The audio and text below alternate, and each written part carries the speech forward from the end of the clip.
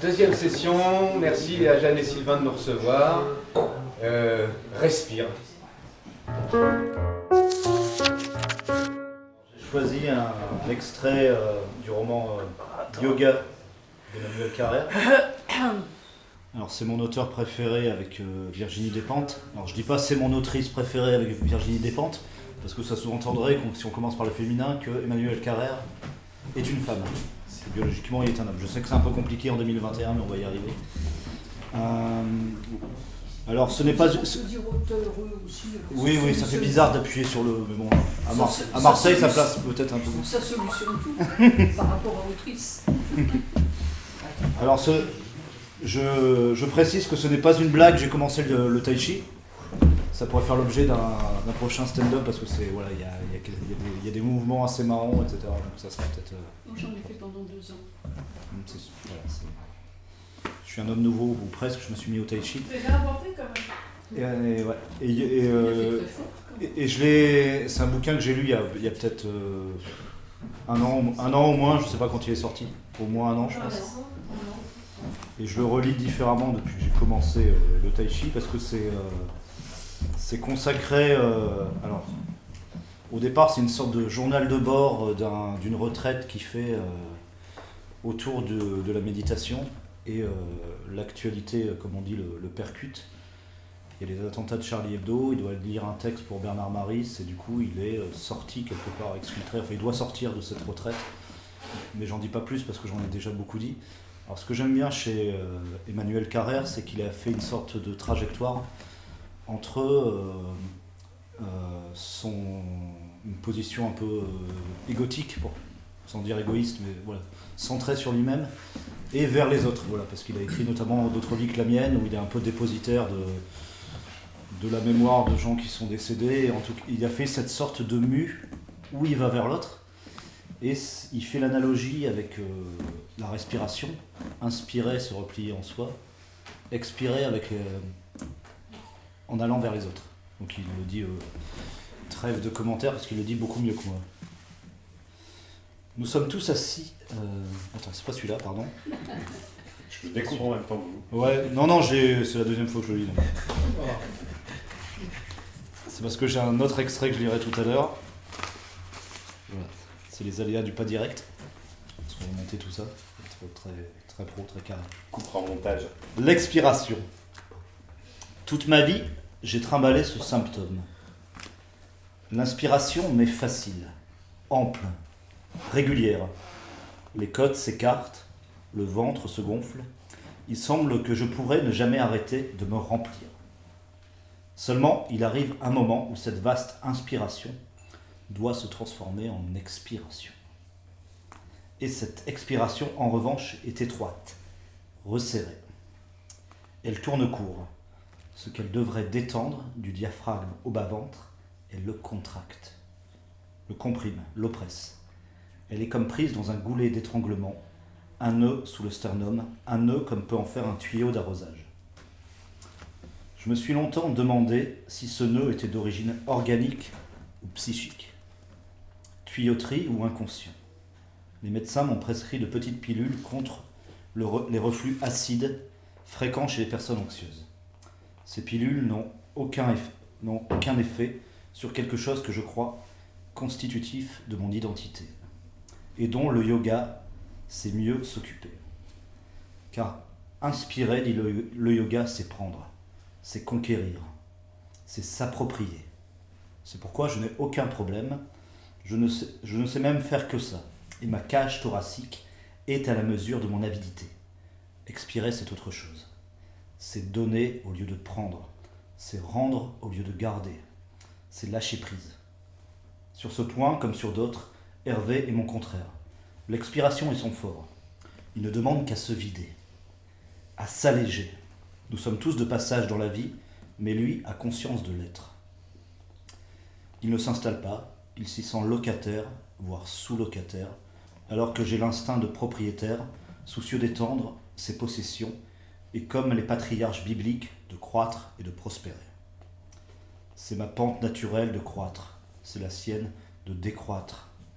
J'aspire à la lumière, lui à l'ombre. Je cherche l'adret, il a goût pour Lubac. 2 façons d'être, 2 espèces d'hommes, et cette différence de nos caractères est la base de notre amitié.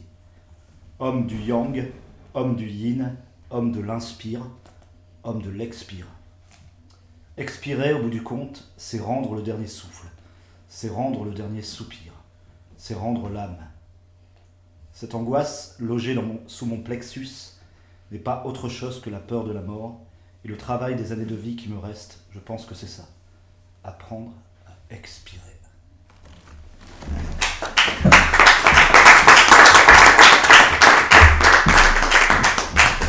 Merci Julien.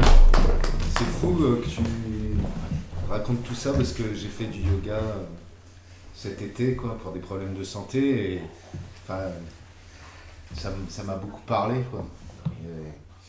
Enfin, on ne sent jamais à quel point l'inspiration, l'expiration, ça peut être...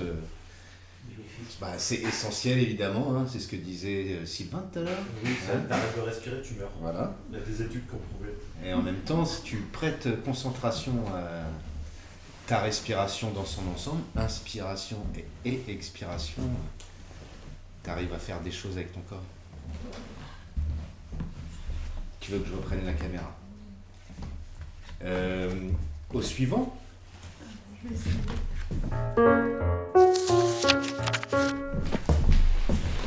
Alors, merci de m'accueillir, ça va bien. Je lis rarement en public, donc c'est difficile pour moi.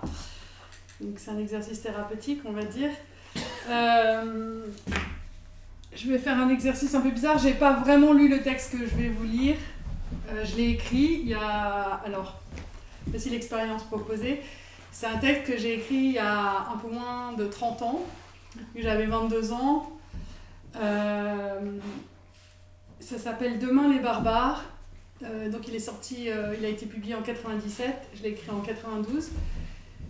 Et en fait, c'est un texte que j'aimerais bien ressortir ou en faire quelque chose parce que je le trouve assez visionnaire. C'est l'histoire d'une fille... Enfin, donc en 92, ça devait se passer dans 50 ans. Donc c'est un petit peu... comment on dit ? Anticipation. Anticipation, merci. C'est l'histoire d'une fille qui est au bord de la mer. Et c'est vrai que je viens à Calais depuis que je suis enfant. Donc je m'étais un peu inspirée d'ici. Et c'est l'histoire d'une fille qui est amnésique. Donc elle ne se souvient pas de son enfance. Et en fait, elle rencontre des personnes un peu étranges dans cette nouvelle ville. Et en fait, ces personnes ne sont pas bienvenues par ce que j'appelle les blancs d'ici, quoi. Et donc, en fait, c'est vrai que c'est des réfugiés. Sauf que dans le livre, en fait, ils font la guerre. Donc voilà. Donc, en fait, j'ai beaucoup repensé à ce livre en venant m'installer à Calais il y a quelques mois. Parce que je trouve ça hyper visionnaire. J'ai pas encore... Parce que, bon, en 92, il n'y avait pas encore les exilés, quoi. Donc, voilà. Donc, j'ai pris un peu un passage au pif. Et parce que c'est difficile pour moi de le relire chez moi, même si j'aimerais quand même peut-être le ressortir. C'est clair ce que je dis ? Voilà. Donc, ça s'appelle Demain les barbares. Donc, dès l'aube, on regrette la nuit. Le matin lave les cernes du sommeil mal accompli. Tôt, dans la musique, la preuve éclatait qu'autre chose se tramait. Maya et François partis travailler, je revins sur la plage pour dessiner. Des éclats bleus trouaient le ciel. Le sable blanc sentait les peaux en verre de roll-mops à la crème. Le hasard me guidait. Éblouissante, la mer détenait la totalité des possibilités de l'avenir. La solitude des plages annonçait la fin des repères de la civilisation. Le vent balayait les souvenirs par vagues, sans quartier. Je souffrais. Je me rappelle avoir tremblé et senti l'envie de peindre, d'apprendre à me contrôler. Là, j'acceptais une nouvelle époque dont nous ne cernions pas les règles. Je l'inventais pour définir la vie. Fixer nos impressions rassemble nos espérances. Fabriquer des réservoirs de mémoire occupe le présent. Sans penser, assise près des bunkers plantés dans la dune, je trempais les couleurs dans l'eau. Je m'attardais sur la lumière qui jouait avec le mouvement régulier, mais sans cesse différent des vagues. Faut que je respire. Les essais ratés a-t-elle envie de barbouiller un nouveau papier immaculé ? Quand les contrastes s'estompèrent, j'allais consommer des frites en barquette dans une guérite proche et en plus déserte. Les touristes émigreraient avec la chaleur insoutenable. Le serveur affirmait que la meilleure saison pour les artistes débutait à peine. Nous discutâmes des nuages opaques et blancs qui nous inquiétaient. La pluie se raréfiait et gardait ses caprices. Le temps se déglinguait pour nous, mais pas pour ceux qui le manipulaient. Quelque chose arriverait de la mer dont l'horizon était caché par le coton du ciel embrumé. Ma curiosité s'emballait. Sélim m'informerait. Seul, parmi les tables vides, je traçais certains visages d'amis dont je conservais les expressions en tête. Je m'étonnais de penser à eux en leur absence, sans sentir le vide me happer. Peut-être mûrir consistait-il à établir une distance émotionnelle. Une pointe d'anxiété troubla l'ataraxie d'après le travail. Sélim qui me manquait et Maya qui m'obsédait encore. Tous deux me semblaient inconciliables. Le désordre demeurait dans son appartement. Retrouver celui qu'on aime, saint inconnu dont le voile se lève, m'exhortait. Après avoir paniqué sans trop réfléchir, j'abandonnais mes habitudes pour confectionner des images neuves. Je retrouvais enfin le souffle pour. La sensation de responsabilité, de se croire détentrice d'une force intérieure me submergeait. Il fallait se battre. J'expérimentais alors, pour la première fois de ma vie, l'angoisse du bonheur, et je sus qu'elle m'accompagnerait longtemps. Je rêvais de plaisir, et le lendemain, la peur me surprit en sueur sous les couvertures. Je devais me mettre en quête de Sélim, définir son rôle, la provenance des hommes avec des pointes jaunes dans les pupilles. L'humeur variait d'une minute à l'autre, comme un perpétuel pile ou face, et puis finalement rien. Mon carton en dessin sous le bras, je dévalais les dunes vers la ville. Le vent saoulait la tête et soulevait toute la poussière qui peut exister en bord de mer.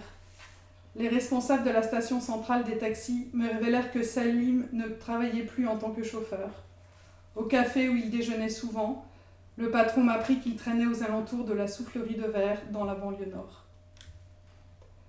Dans le bus qui conduisait à ce quartier, les gens essuyaient les gouttes de sueur sur leur front. La lumière brillante persistait à blanchir. Charlotte, qu'était-ce ? Aux frontières de la civilisation, l'odeur du sang ne disparaissait pas. Les barbares guettaient dans l'ombre. Les barbares. Je ne connaissais pas encore leur existence, et bientôt ils cambrioleraient l'étrange quiétude de la maison de Maya. Il faudrait tout quitter pour grandir.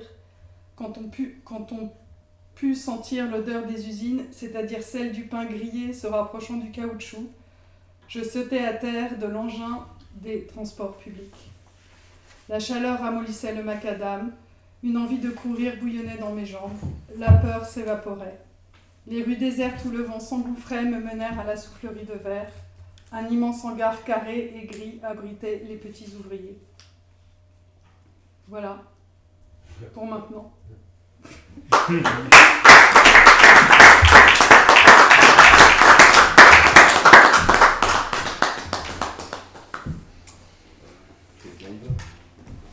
Non, je peux y aller, Max. Vas-y, Max.